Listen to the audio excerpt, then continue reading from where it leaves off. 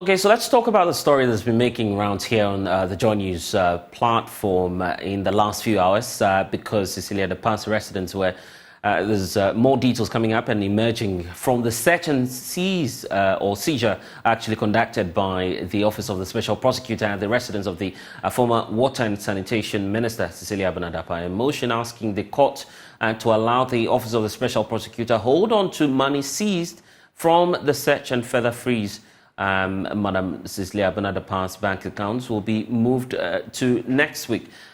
We now have my colleagues Richard Kojunyako and Isaac Ofieje who will be joining me with more on this. In fact, let's get to it because there's a need for us to uncover what it is that the special prosecutor has been indicating to us. So let me start off with you, Richard Kojunyako, since you have been following this case in court. How much are we learning of in terms of how much has been discovered? And we'll be getting to Richard for you shortly just to get some updates for you. But joining us now is anti-corruption campaigner Abelemkpe. He has also been monitoring some of the developments now. Thank you, sir, for spending some time with us. Let's start off with this discovery in her home. More cash found in the office, residence, I should say, of the embattled former sanitation minister, Cecilia Dapaah. What's your reaction to the fact that, in fact, she had more cash being stored at home? And what's that reinforcing for you as anti-corruption TSOs? Well, honestly speaking, one would have hoped that this would not be the situation we find ourselves in, because leadership is a very important aspect of any nation's development, and one expects that leaders set examples that make it easier for citizens and people to go about their businesses, assure that the right things will be done, and that leaders inspire us, connect with us in a way where we feel like they have our interests at heart. Now, the situation where all these sums of money, in the context of this being a public officer whose income we know, and certainly the figures being called, are way above what anybody would expect. There's just no way to explain how a public officer earns this kind of money. It's very worrisome. When the statement is made, you, the civil society groups, are challenged to say, I mean, what's wrong with the minister keeping money at home, knowing that there's no law against it? It's not just the keeping of money. First of all, remember that this is not cedis. It's foreign exchange. And we do not print foreign exchange in Ghana. So when you start talking about hundreds and thousands of dollars or euro or whichever other currency, that is frightening. You're wondering, how did that money get into the country? So that's the first part, the fact that it involves quite a bit of foreign currency. And then secondly is the issue of unexplained wealth. And that's the point that most civil society organizations will be highlighting, that this kind and quantum of money is not connectable, we can't relate it to the level of remuneration that is being given to her as a public officer.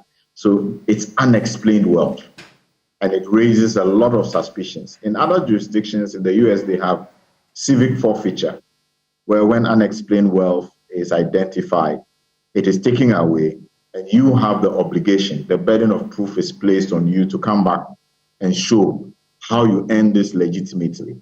A similar law exists in the UK. So unexplained wealth begins to raise suspicions that a public officer could have used their position to earn resources that ordinarily would not have come to them. And so that's the challenge. And varied accounts of what we're hearing in terms of how much is involved in this. I just want us to get a brief confirmation from my colleague Richard Kojunyako, who's been following this case in court as well, coupled with what we're hearing from the Office of the Special Prosecutor now.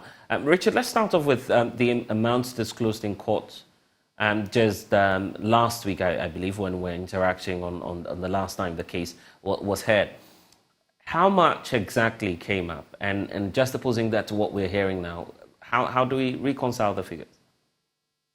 So, Blessed, what we do know is that the case started when the accused 18-year-old Patience Butchie and 30-year-old Sarah J were charged with conspiracy to commit a crime and 5 counts of stealing, which includes $1 million, 300,000 euros, and millions of Ghana cedis. So the alleged thefts occurred between July and August 2022. So during this period, the households allegedly stole personal effects belonging to Madam Cecilia Dapaah, including assorted clothes valued at 95,000 Ghana cedis, handbags, perfumes, and jewelry worth 95,000 US dollars. Additionally, Ms. Butchie is accused of stealing 6 pieces of kente cloth worth 90,000 Ghana cedis and 6 sets of men's suits valued at $3,000, which belonged to the minister's husband. Furthermore, 3 other individuals identified as Ms. Butchie's current and former boyfriends and her father are also facing charges for allegedly being involved in the crime. So they are respectively charged with dishonestly receiving 1 million Ghana cedis, 180,000 Ghana cedis, and 50,000 Ghana cedis. So according to the proceedings that have been going on in court, the stolen monies and items belong to the Minister for Sanitation and Water Resources. So the last time that we went to court, the police, all this while, they had put the sum in one, so $1 million. That was what the police were coming up, or the OSP or the Attorney General came up with. But when we went to the court for the last time, they split the money into two, $800,000 and then $200,000, and so making $1 million. And they say that all of these monies, including the euros, belong to the former Minister for Sanitation and Water Resources. Additionally, there was also no mention of the husband's suit or jacket. When the incident started, we were also told that the husband's jacket or suit was also part of the stolen items as well. And when the last time we were in court, the father of Patience Butchie was also discharged by the court. So that is what we do know. So these are the amount of money that we are privy to as far as the court proceedings are concerned. We're learning of the very latest move by the Office of the Special Prosecutor and the fact that there's moves to freeze all 7 accounts, but there are figures involved in this as well, and how much was also retrieved from home after the initial check was done by the Office of the Special Prosecutor. But before we hear from you, Adam Senano, on the way forward, let's get to Isaac, because Isaac has been tracking the figures, how much is involved, and what the likely implications are. So let's run our viewers through the amount involved as we speak. So what we decided to do is to sum all the items and then also all the cash involved in this case. Mm-hmm. In terms of the cash stolen, we are hovering around some $1.6 million. Items stolen is also somewhere close to 225,000 dollars. Then we also have amount in banks and investment accounts and all of those things. So we decided to do a summation of the total amount involved in this case. And if we add what our sources are telling us, the $5 million in a certain bank, and then also plus some, I think $4.8 million also in a bank account, then you are hovering around $12.4 million involved in this whole Cecilia Dapaah case.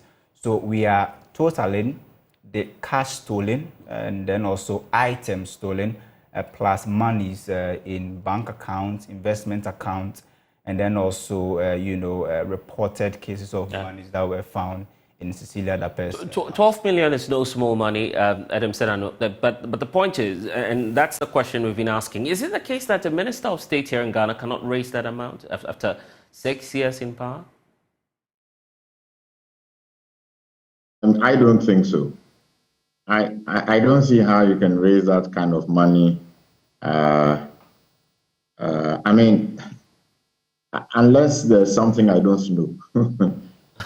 don't know. Probably you're not there. We're not there. We are all not in that police. We're all not there. Yes, absolutely. So definitely we are not. But it also brings up the conversation about legislation and reforms. I've seen some civil society organizations already push for the Conduct of Public Officers Bill. How crucial is that piece of legislation in checking all of this? Absolutely critical, because there's the issue of unexplained wealth that we have not properly legislated on. And so we're just fortunate that the OSP has an article that covers investigating politically exposed persons and potential crimes. Other jurisdictions are very explicit. Unexplained wealth, the burden of proof is on you to come and explain how did you earn this, especially for public officers, because you see, the disillusionment of the citizenry is simply the fact that you find yourself in a situation where when the economy and the country is mismanaged, taxes go up, ordinary citizens have to pay much more, and especially in the context that it appears that leadership is failing to run and manage things appropriately. And then you come and find that there are public officers who appear to be having such gargantuan sums, and you're wondering, really, what's happening here? Is anybody really taking up these positions as a matter of public interest? Or is it self-serving? It raises a lot of doubts and questions. I mean, obviously, we are waiting till the investigation is concluded to have what the facts are. But it doesn't look well. It doesn't augur well.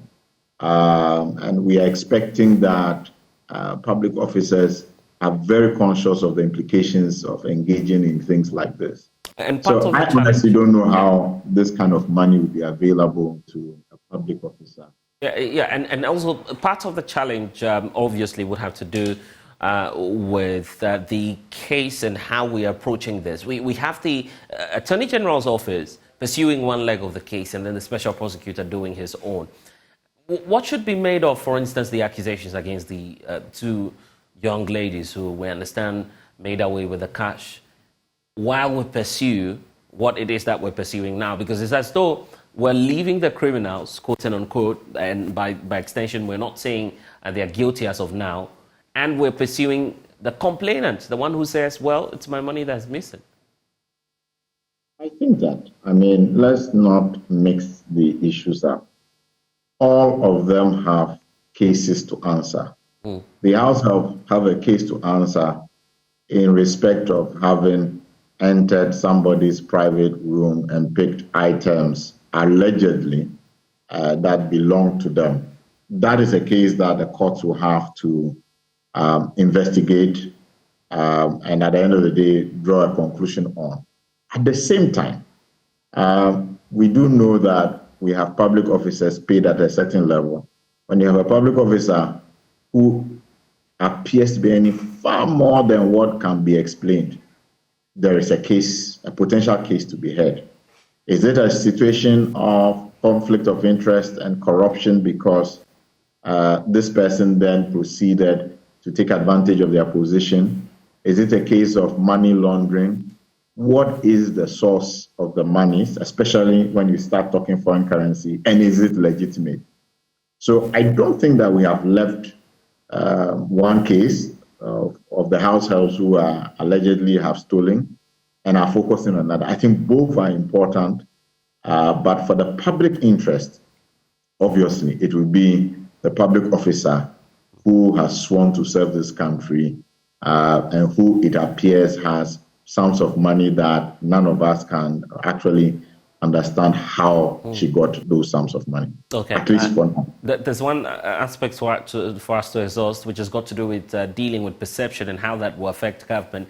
But there's also the law that we are looking at. Adam, just hold on for us. Nipa Pusamoato is also a lawyer, joining us via phone, joining the conversation. When it comes to the law, it appears it's clear that there's no prohibition when it comes to the amount of money you can have at home, correct? That is an interesting one. There is no statute that I know of, and I want to add a caveat, that I know of. So if somebody else has a statute that maybe can draw our attention to, he can also assist us. But to my knowledge, there is no law that prohibits a person to hold a particular amount of money in his or her account.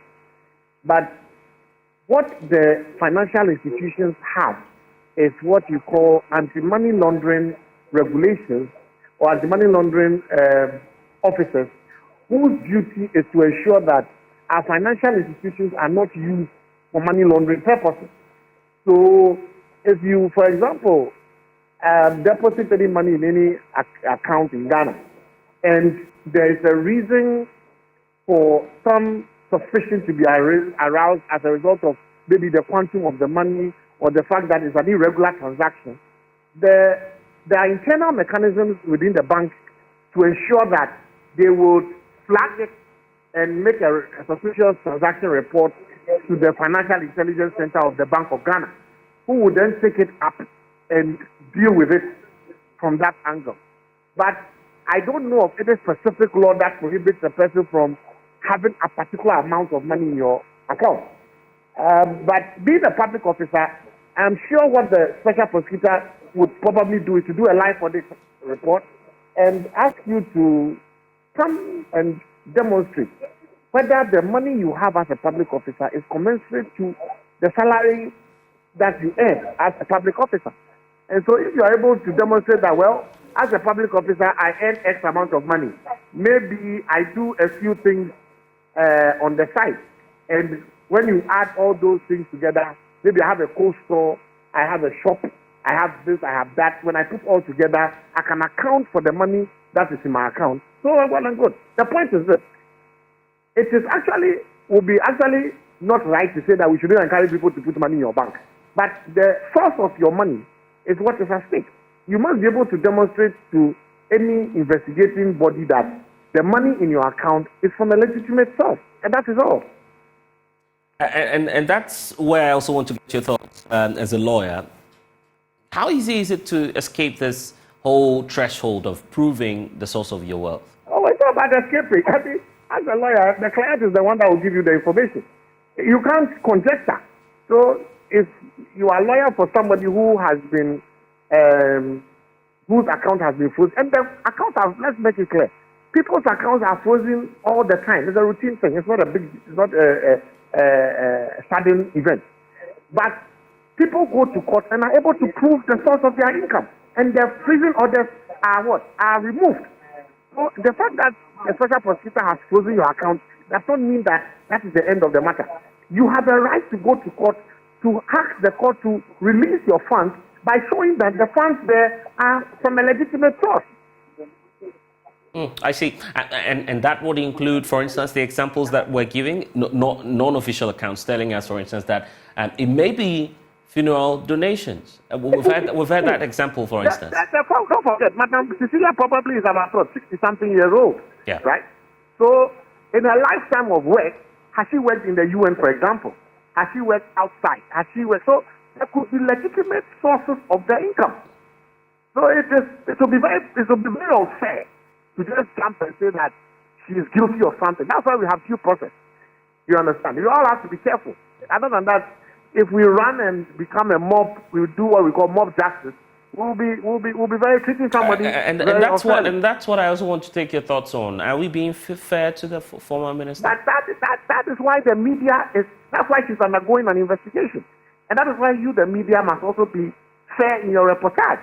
I'm sure she has lawyers on record, so you might as well want to speak to them and get further information from them.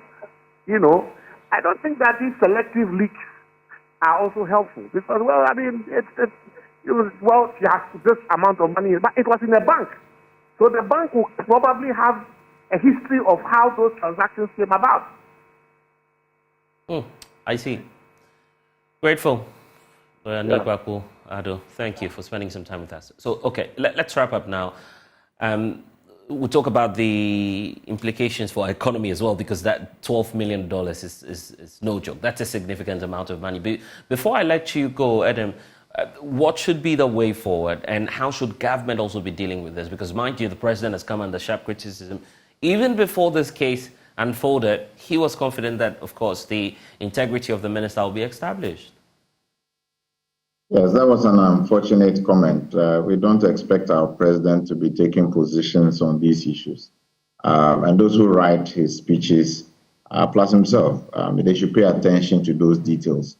The president ought to be neutral until the investigation is concluded. I think that government should show support. I'm a bit disappointed that on the back of the fact that the week before the president spoke to the Full Gospel Business Fellowship and talked about corruption. When this came up, the position should have been, we fully support the anti-corruption agencies, let the OSP go into it, we will distance ourselves, we remain neutral until we arrive at a conclusion on the matter. And that will build confidence in everybody about people being, allowing the checks and balances in our systems to work. I think the OSP should continue to investigate and come to a closure on this matter. I am hoping that within 2 months, so now let's say in a month and a half, they should be able to give us some formal report on how far and what their conclusions are. I think this is a test case. I'm wondering how other ministers feel about it, because the question on my mind is that at the end of the day, if all of us can arrive at a conclusion that these monies were legitimately sourced, then honestly, I'm wondering why this country is struggling. If we have that kind of money sitting around, maybe we should be finding a way of pulling the resources that our ministers and others have to fund government and this country to move forward. But the point is, what's the worst that could happen to Cecilia Dapaah? She's resigned. She has absolutely nothing to lose. Oh, I mean, I don't understand what you mean, what the worst is. If the source of the income is illegitimate, the likelihood is that that money will be seized or forfeited. And it's a lot of money we are talking about. We may not have the substantive laws in place. And it also depends on what the investigations on the sums of money in account also reveal. If you've breached some of the anti-money laundering rules, that too could result in some sanctions. So we still have some time to really understand what kind of sanctions may apply if she's found culpable of anything. But on the other hand, at least the least case scenario, if the monies were not properly sourced, not legitimately sourced, would be that money is likely, from what I see, to be confiscated. We're not speaking enough about the Office of the Special Prosecutor. Are you confident that they can do a good job at this? Well, so far, so good. And I just that when you talk about your sources, that also worries some of us. We are not expecting leakages to be happening. I don't know how Joy manages. No, but that should be our job, and that remains our job, actually. It's not a job of the Office of the Special Prosecutor. Well, so far, so good. Yeah.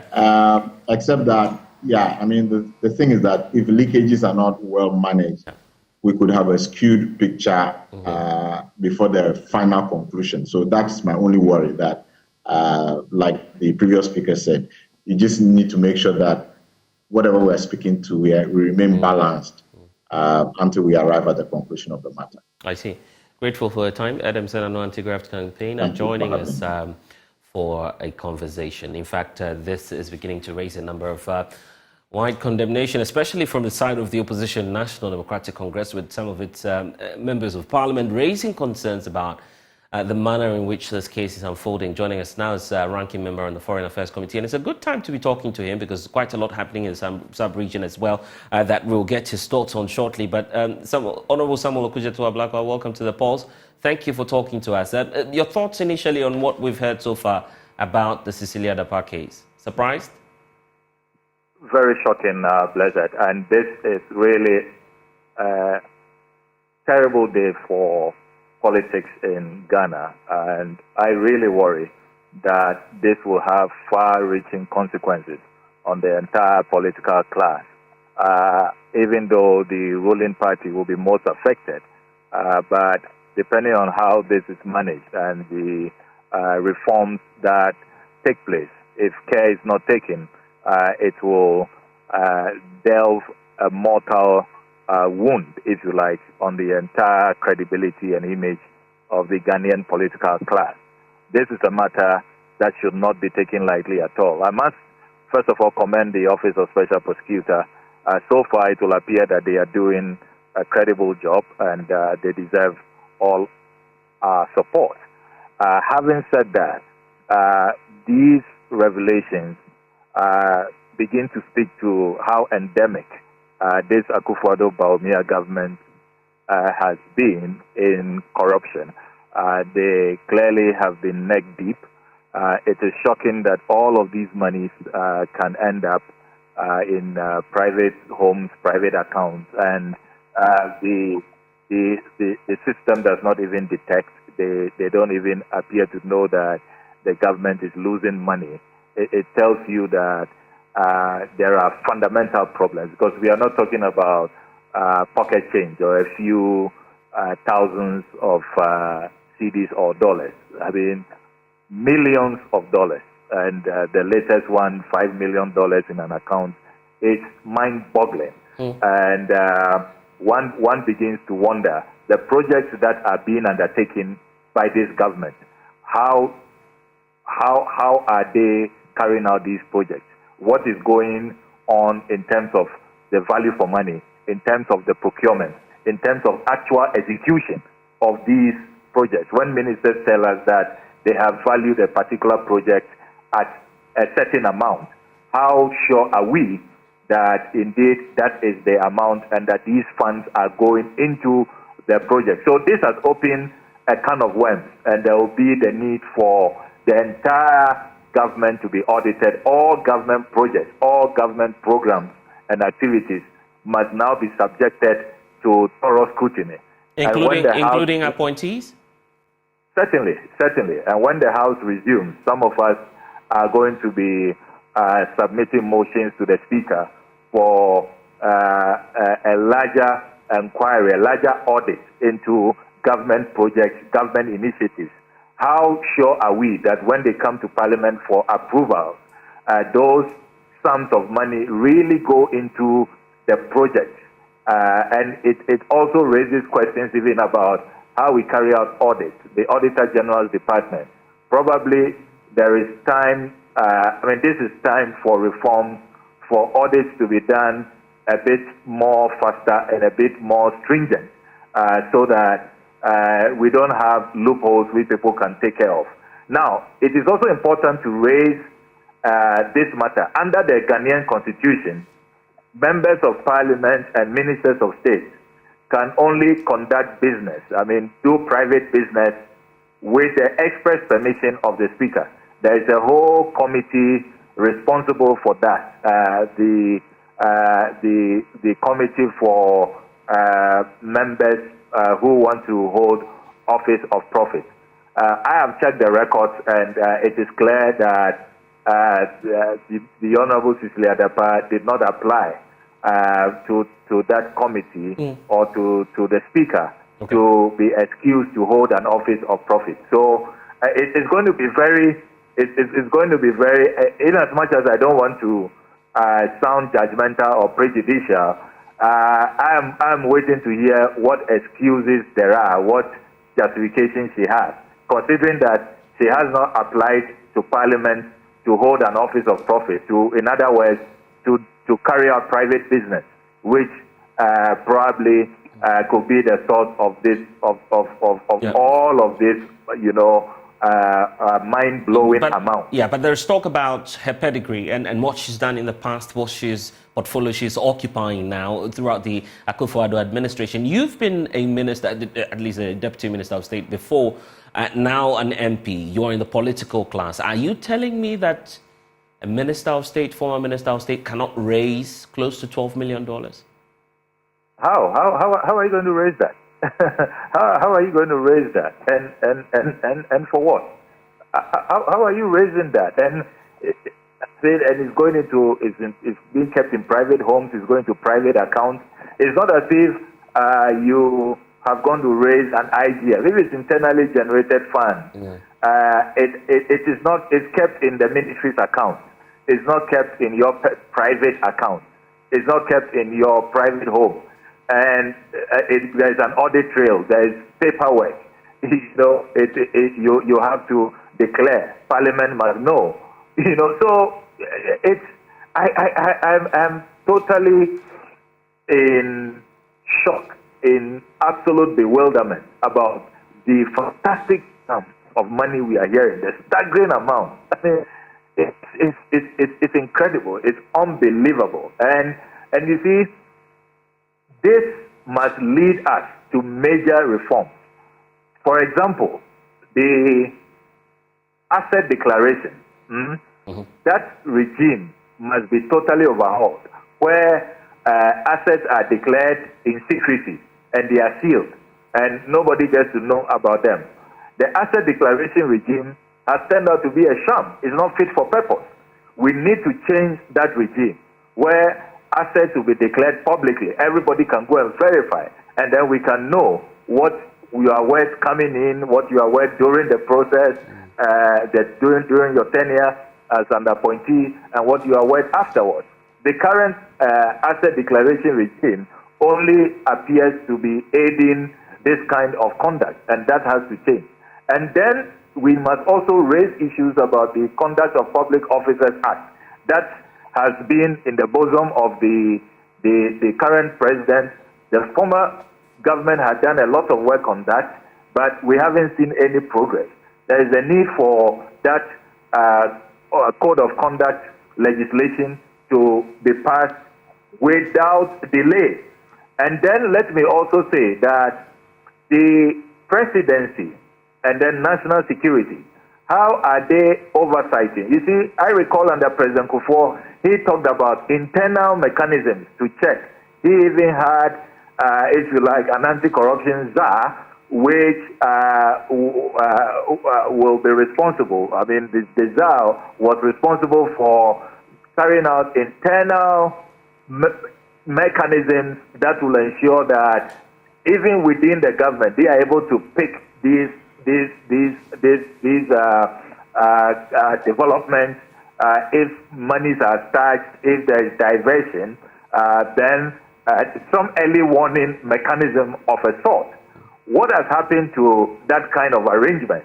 So it means that the president himself, either he's just opened the floodgates, it's a free for all, everybody can just indulge, or he has failed in carrying out his oversight. When he said, he assured the Ghanaian people that he is coming to protect the public purse, and he has told his people that anybody who wants to make money should go to the private sector. When the president made that promise to us, when he gave us that assurance, what mechanism did he put in place? What system did he put in place to make sure that it was not just verbal assurance, if you like, an empty rhetoric, but he was going to actually put in place internal checks and balances to make sure that that pledge that he made to the Ghanaian people is fulfilled.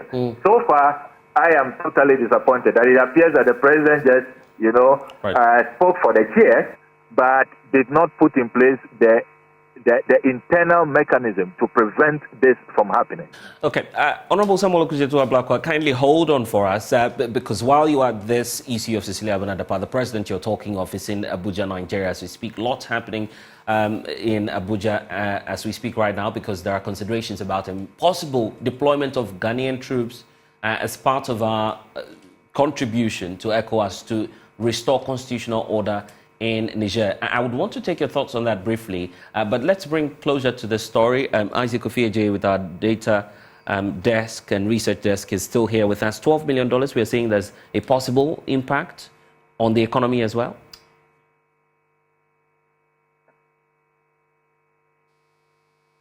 Exchange in this country. So if you have, economic agents or individuals keeping these huge sums of money at home, and then it becomes problematic. But it's also tell you that the kind of exchange rate we had about 4, 5, or 6 months ago also compelled people to keep, foreign liquidity or exchange in their homes, because they felt that, what's the point in keeping it in a bank? Yeah. If I keep it today and it's around $1 is to a certain amount, and I go the next day, that's depreciated. So people were, keeping their money safe in their own homes. But $12 million, that's our estimate. It includes the amount stolen, our valuation of the items involved, amount in bank accounts and also the investment. So we are hoping that, Quite a significant amount there. Former United Nations Senior Governance Advisor, Professor Abelemkpe, has actually described this whole Cecilia Dapaah case as a tragedy for government and the nation as well. Professor Abelemkpe believes that the successive governments are unable to pass, for instance, the Code of Conduct for Public Officers Bill, which will check some of these happenings. I think it's a tragedy for her as a person, and a tragedy for the government, and a tragedy for the nation. Why?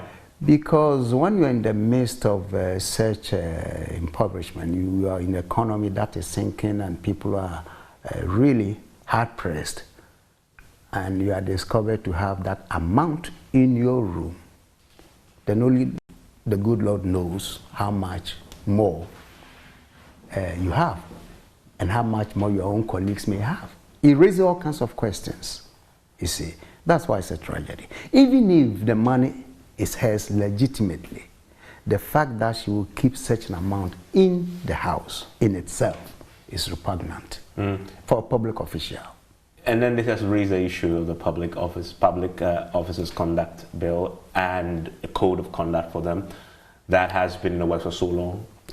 What's your verdict on what should happen now? Our politicians are very tricky. I call them professional politicians, those whose whole life, I think, revolves around politics. They don't have any other profession, even when they are out of government. These are professional politicians. You see, we have what we call the asset declaration. The law itself is defective because it makes you declare the assets, give it to the Auditor General, Accountant General, you lock it up. That's it. When you leave office, nobody knows about that. Civil society has been raising concerns about that. If the asset declaration were effective, I'm sure some of these lapses that we're just talking about would not have occurred. Because at every period, specified period, we will examine how much you have. But we don't have that. The public Code of Conduct for Public Officers, that's another important thing we should make sure we pass. But I understand that both sides are not too keen on it because they are afraid of accountability, you see. And that is why I think somehow a new thinking should emerge. And I'm not sure it can emerge from these two parties. Where should it come from? It should come from civil society, those who have been sitting on the fence. I think unless those already in the game can reset their minds. You think they can? To be tough. Okay. Because they have enjoyed this too much.